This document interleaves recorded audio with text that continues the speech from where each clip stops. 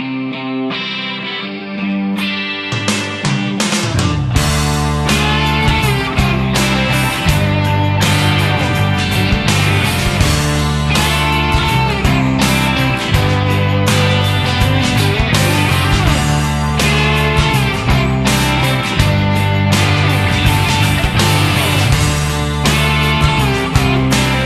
is my life.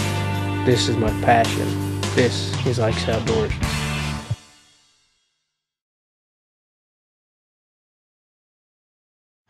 Hey guys, Ike here from IkesOutdoors.com. Today I'm going to show you how to quarter a deer. This is not a processing video, I'm just going to show you how to quarter this deer. We've done a video on gutting, we've done a video on skinning, and now we're going to start to quarter this deer. Basically, this is going to get it ready for your processing and get you ready to cut it up, and I will make a processing video if I get the time to do it. So first thing you need, of course, is a deer. I was able to harvest this nice doe this morning with my rifle, and I got her strung up here in the tree. And you're going to need some Walmart bags for this. You're going to need a place to put her. I got an extra refrigerator that I'm going to be putting my meat in, and you're going to need a good sharp knife, and sharper the better. This is a It's labeled Browning, but it's not a Browning knife. They just put the Browning name on it. It's made in Italy. Really good, really high quality knife. So this morning I went out and I didn't take this. I took another one, and it was a terrible knife, and I thought I was going to have to gut this thing with my teeth because it was really, really dull. So, and you can see I got a whole bunch of stuff in here that we're not even going to really worry about. So the first thing we're going to do here is we're going to cut the back strap. There's back strap and there's inside tenders. The inside tenders are actually right here. And I'm not going to mess with those inside tenders because this deer's paunch was actually ruptured. And I didn't know why, because my shot was pretty clean. You can see the exit wound of my shot there. And I wondered why the paunch was ruptured. And if you look right here, there's an old hole that's actually healed up. And if I look down in the rib cage, there's a hole on this side of the rib cage, but not on the other side. So someone shot this deer, I think, with a bow, and only got enough penetration to get one lung. And this deer was still running around. That hole is sealed over. The ribs inside, you can tell where they've been broken and they've healed over. There's a nice little knot in there. And this deer has healed up from being shot in one lung. So it's amazing what these animals can survive here. So I'm not going to take the inside tenders because the paunch was ruptured during that shot. So I don't want to mess with that. So got fecal matter and everything like that, intestine matter and everything. So what I'm going to do is I'm going to cut out the back strap here. And what I'm going to do is I'm going to start right here even with, basically with the end of her hip, right against the spine. And I'm going to put my knife in there and I'm going to run it right along the spine. I want to be able to feel that spine. If you reach your hand in there, your thumb in there, you can feel the spine right there. So I'm going to run this thing right along that spine, all the way down to the front shoulder. And that's a little bit too far, but it ain't gonna matter. It's gonna help you to get the full back strap out of there. Now I'm gonna make a cut right here, just like that. Well, if I don't cut myself with my knife. And I'm gonna go in until I feel bone again, and that is actually the rib bone. And got this thing spinning around on me here. Get that cut out of there. And once I get in there to the rib bone, I can make a little bit of a cut down like that, and I can get in there and I can start working my knife down right along the top of the ribs. And I can go back here and actually start working just like this. And you'll actually see the muscle in there, and you can see, hopefully you can see if my head's not in the way. I'm cutting it right down at an angle to get it loose. I'm cutting that white fat that's holding that in there, the tendons, that fat, whatever that is. I'm cutting that. And then I'm going to turn right back around this way, and like I said, go right along the top of the rib bones. And you can see, you probably can't see it, but you can hear it. Right there is the rib bone. And this stuff is not going to look like it came from a butcher, guys. I mean, I'm not, never been trained by anybody that knows, never been trained to actually do this for a living. I've done it my own, and I've done it through trial and error. Normally we do this video inside, but for video purposes, I wanted to do it outside. And you're going to see me do this again on the other side, so you didn't really miss nothing. There's 2 back straps here. But what I've got there is, that's the back strap right there. And I'm going to get rid of as much of this stuff I can right now.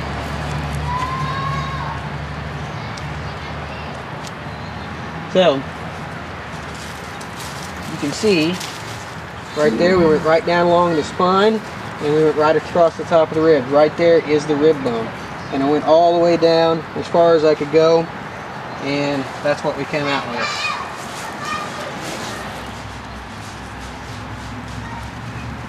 Okay, same deal this time. We're on the opposite side. Going right down along the spine. And the point of this knife is getting kind of dull. I've skinned, and now I'm dressing it with this same knife. That's not bad, but the getting along these bones can dull these knives pretty good. And the knife itself, the blade's still pretty sharp. It's just the point is getting kind of dull.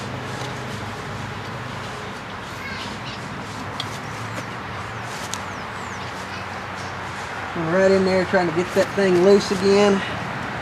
Make a little cut. And you'll feel there's a hard deal right there. So that's as high up as I can possibly go. I'm hitting the rib bone, or the deer's backbone, leg bone. I don't know if that's a pelvis or not, but whatever it is, I'm hitting it. And it's a beautiful day here, so you may hear some kids in the background, because every kid in the neighborhood is out playing today, including my own.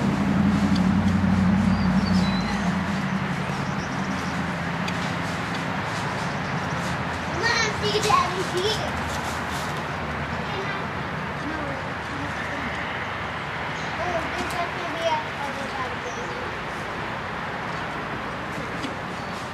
You can see there, I'm just working it down along the rib bones.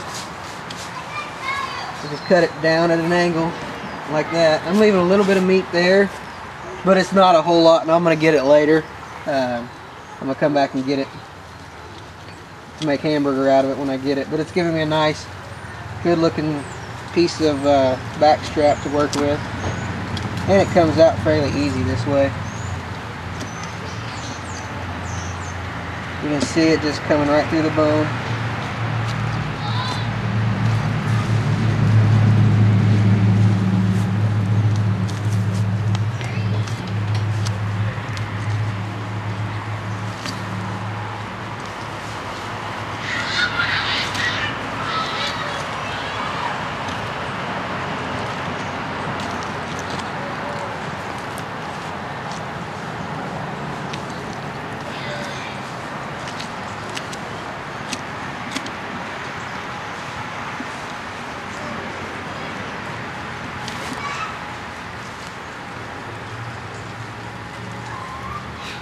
Reaching right down in there and cutting the end of it. You can see I'm actually reaching down in, and there we go. Got a little bit nasty there at the end, but nice good cut of meat. And then I'm going to get in and cut all that nastiness there off. So, front shoulders. If you shot one through the front shoulder, you may have something like this.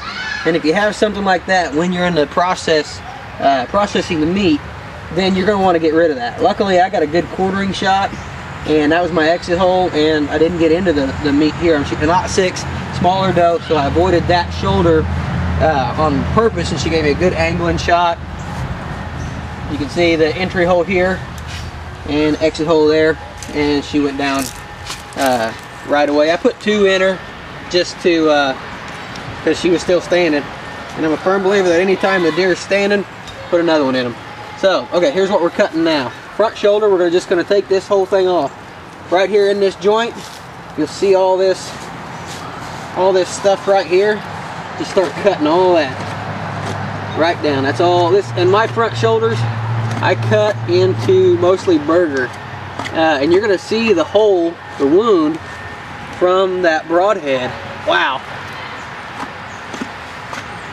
This will show you that deer can definitely survive being hit in the lungs. It's not always a fatal shot. Oh hell, there's a bullet in there. Okay, so what I thought was a broadhead shot actually is a bullet hole. You can see the lead right there. And I know that this is not my shot because I've got both of mine. One came through here, both of my holes were almost identical. And this hole was really up high. So, I don't know who shot this deer, but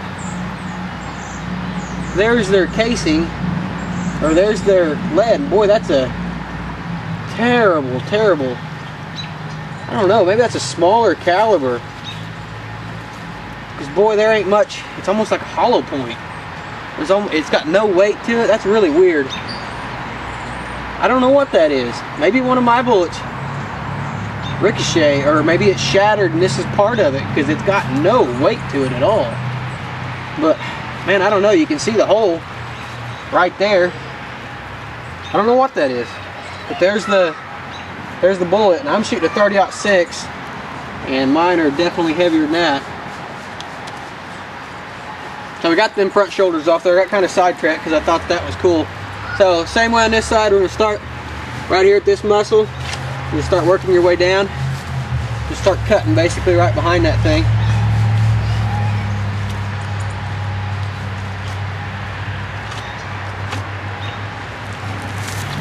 Just work your way right up.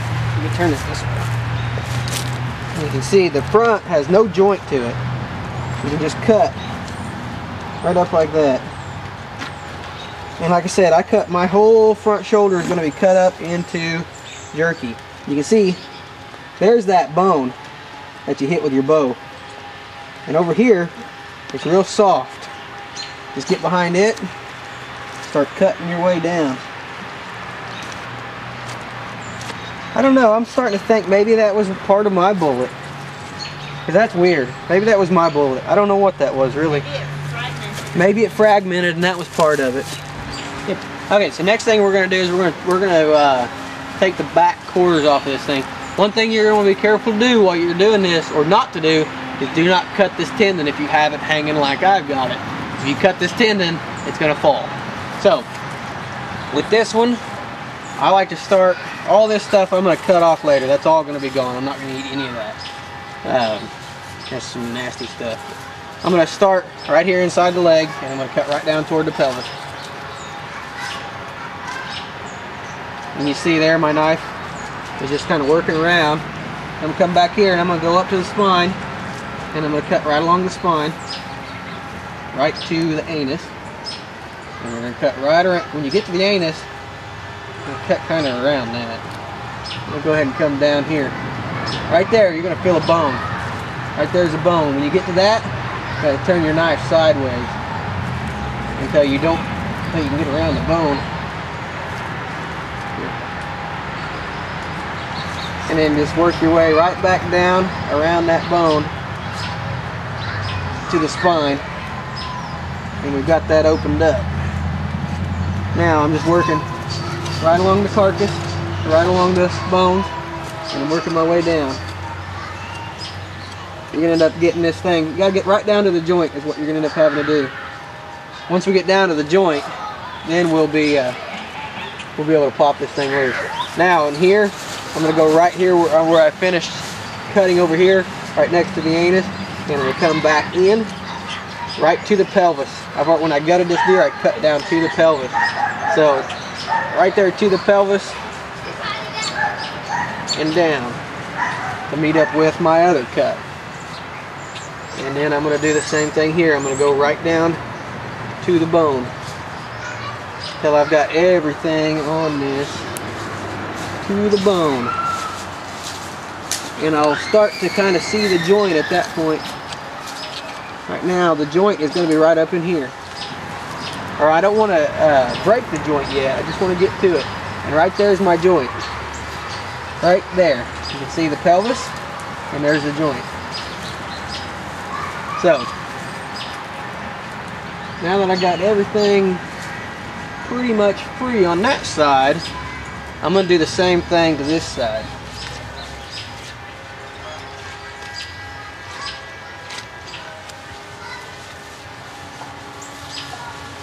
Right there again, right to the spine, basically where I stopped cutting the back strap.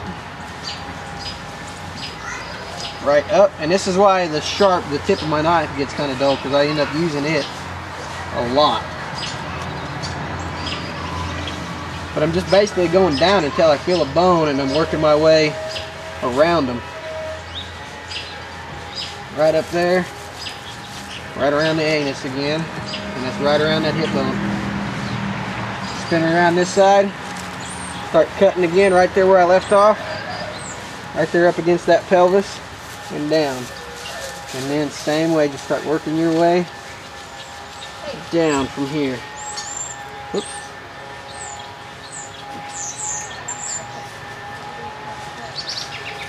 And like I said, this is not going to be pretty. I mean, this is a do-it-yourself project that you're going to have to learn to process. And it's not going to look like it came from a butcher shop, you know. It's going to save you a lot of money. I just had a deer process, and it cost me $220 to have a little bit of steak, a little bit of jerky, and a little bit of deer sticks made. Okay, so I've got that part done. So what I'm going to do now is I'm going to go ahead and break one of these legs off. And then when I do, I'm going to try to control this deal up here to where I can leave this part on it. I get to the joint here. Where's the joint? There it is. Right there's my joint. Get to the joint. And I'm just going to start working my knife in there. Right there is, this is a ball and socket joint. Right there's the ball. And there's a little membrane, a little bit of a thick kind of cartilage around it. I guess it's not kind of cartilage, I guess it is cartilage. And you're going to work your knife right in there. And another good reason to have a good quality knife is because this stuff is hard on a knife blade. And I'm just going to get my knife in there and just start trying to work that thing loose. And I've got a little bit of meat left to cut on this side. And you can see now, I'm ready to cut that thing now.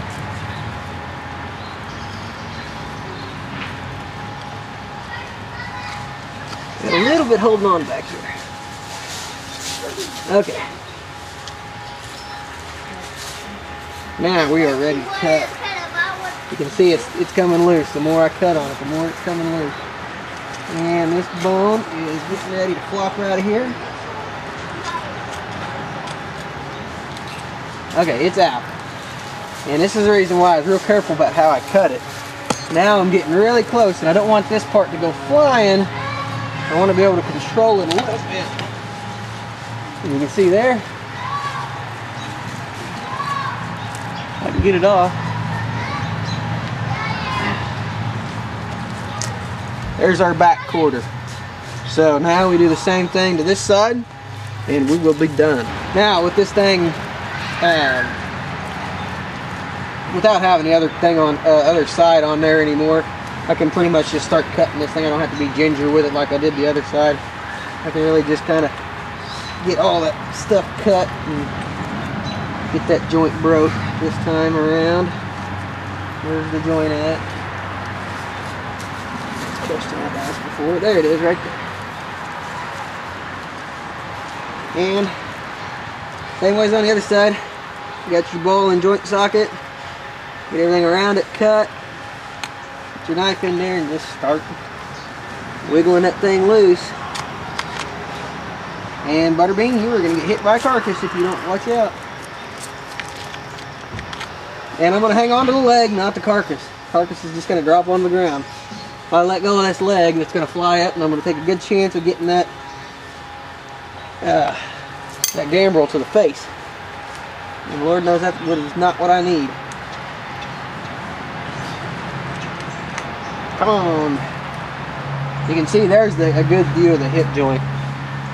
Right there's the ball. Right there's the socket. Like I hit in the face with a ham hock. So, that's it. Take this off. Put it in another Walmart bag that my lovely assistant's going to come over here and get open for me. Having a lovely assistant is awful handy as well.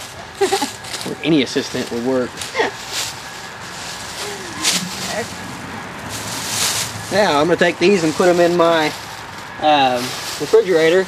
And one last thing I'm going to do is I'm going to take a garden hose and clean this thing off a little bit. But all that stuff I got to clean off of there. I'm just going to take this thing, I'm going to lay it on the ground, and all this neck meat on here and all this meat here, extra meat there, anything I can get that's still pretty good meat but in small portions, I'm going to go ahead and cut it off, and I'm going to turn that into hamburger. There's still a lot of good meat on that carcass that I can turn into hamburger, so I'm not going to go through that process with you guys. The sun's setting and I want to get it done pretty quick. So that's it for quartering a deer. I can normally do it a little bit faster than that, but giving instructions and trying to do it at the same time, you know, it takes a little bit of time. But once you learn how to do this, it's really easy to do. So I can gut, I can skin, I can quarter, and I can process my own deer. And I can make jerky, I can make steak, stew meat, hamburger, just about anything I want to out of this steak. I can turn my hamburger into summer sausage, jerky, whatever I want to with it. So saved me about $200 doing it myself. Just take a little bit of time. So that's pretty much it for quartering a deer. Really appreciate you guys watching. Check out the website, ikesoutdoors.com. You can check us out on Facebook. Check us out on YouTube. You can also check out our skinning video and our gutting video. So just search those on YouTube, how to skin a deer, how to field dress a deer. Put in Ike's Outdoors as well. Appreciate you guys watching.